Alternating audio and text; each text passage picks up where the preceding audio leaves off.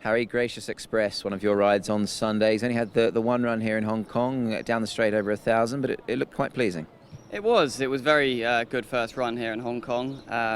Been looking forward to getting back on board after that, and obviously we knew 1,000 was always going to be on the short side for him, considering what he's done in the UK.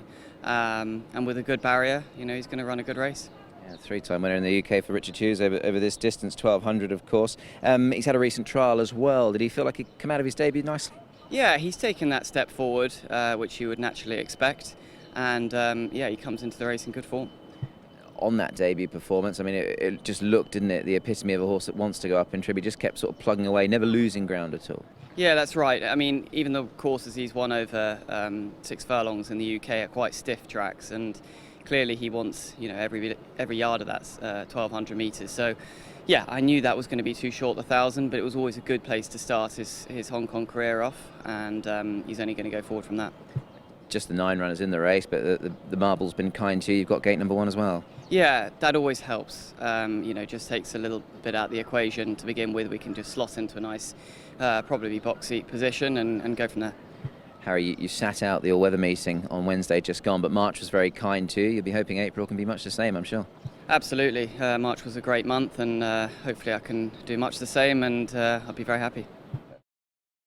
Andrea, you're going to get on potentially one of your new favourite horses this season in the shape of Champion Instinct. You've ridden him 4 times, 3 wins, and talk to me about his last win, because that was probably his most impressive. Yeah, for sure. He's obviously won his last 3 on him. He's a horse that I feel like once he got his head in front this season, he built a lot of confidence into himself, and yeah, he couldn't have done any easier the last day. We didn't get the best of the draws, but the pace was on. We managed to get a good position. He travelled very strongly into the race, and then when I let him down, he picked up again, and I wasn't overly hard on him, and no, he's in flying form. I wanted to ask you about that, because it's quite noticeable actually how well he travels, and it's sort of, once you sort of ask him for that effort, there's that instant turn of foot, isn't there? Yeah, for sure. Like, he has been doing that. The first time I won him, when he travelled good into the race, when I let him down, he was still a little bit unsure, but now he seems to be getting used to hitting the front and getting the job done. So let's hope he can do that again on Sunday. They haven't missed him. They've put him up £8 officially, but then I think when you sort of boil it all down, looking at the race itself, it isn't a huge field. There's a few in there with perhaps 1 or 2 questions to answer. So you'd fancy a chance going up in grade, would you? Yeah, so it was obviously first up in a Class 3 level, but the horse has done nothing wrong. And the way he's been winning, he'd have a great chance. There's 9 runners, we draw 9 on 9, but he's a quite forward-going horse, and so he's a horse that we can pretty much do anything in the race, and depends how the pace is going to be. But no, I know he's up in class, but the way he's been winning, he wouldn't be without a chance. I mean, on a big day of racing, obviously we've got a couple of Group 2s there on the card. I mean, going into a meeting like this with horses like him, he must always feel a jockey full of confidence. Yeah, for sure. Obviously I got lucky with you in the sprint, and he's obviously a good rider in the sprint, and Super Sunny Singh in the mile, not a great draw with him, but it's a tight race, so hopefully he can run big.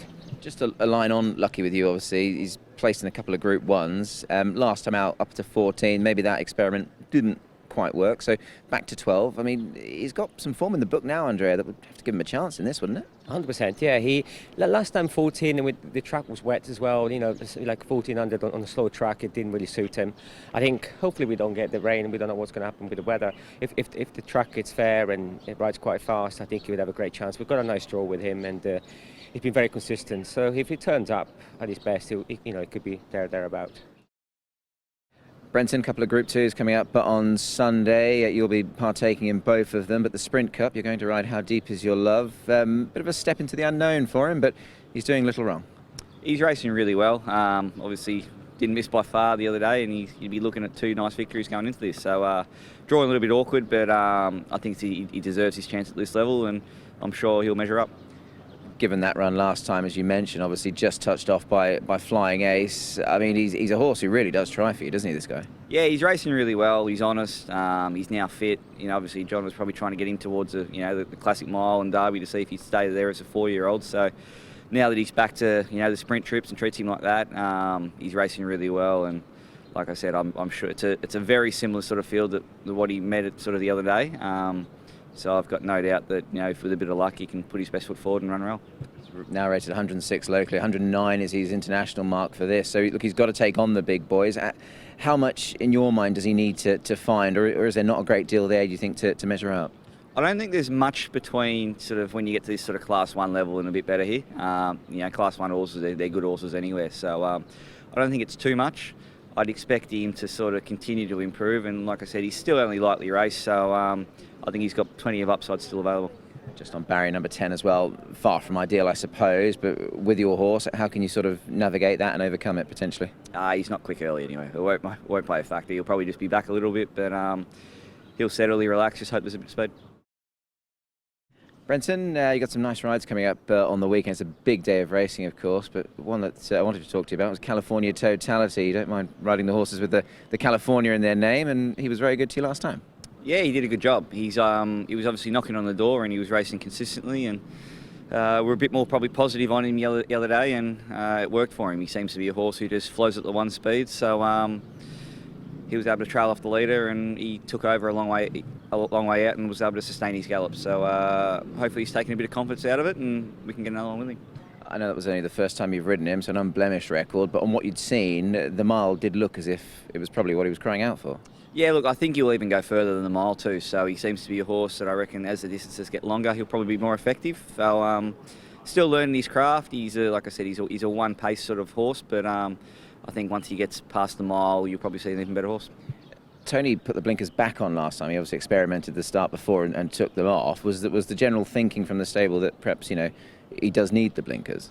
Looking at his replays, just looked like he didn't go without them. So I think the blinkers definitely help him. And from where he's drawn, he'll probably be positive again, and we'll see where he can get to. I know they've put him up 7. He's gone up to 52, but that looks a very workable mark still, doesn't it? I mean, from where he's at, he's still got plenty of options in Class 4. For sure. I think he's definitely got another one at that rating. So we'll see if we can knock it over. You and Tony, of course, big win recently. We haven't actually spoke to you since Dubai, so many congratulations for that. Obviously, California Spangle, magnificent. You've ridden a lot of big winners, Brenton. Where does that rank without wanting to sort of form a hierarchy? That must have been pretty special. Yeah, it probably goes to the top. Look, I've had sort of obviously Group 1 winners at different times of my career. You never forget your first one, and even winning the 2 Group 1s in the first month back when I came back from injury, they were pretty special, and Fireburn obviously. So to then obviously represent Hong Kong on the world stage for Dubai World Cup night, and a horse like him, like 12 months ago, I was watching him from afar and wishing I could find one like him. So very special. It was a very special night, and hopefully we can build on it. I know they don't give Group 1s away, but does it make it extra special because somewhere like this, obviously, it's harder to find that good horse? I mean, in Australia, obviously, it's such a big country. There's a lot of racing. There's a lot of Group 1s. I guess when you're doing it for Hong Kong, Team Hong Kong, if you will, it just becomes that little bit more special, isn't it? Completely agree. Obviously, we've only got a small pool of horses here compared to everywhere else in the world, and to have horses that can perform on the world stage and then go along with them, it's an amazing ride. Go on, Spangle!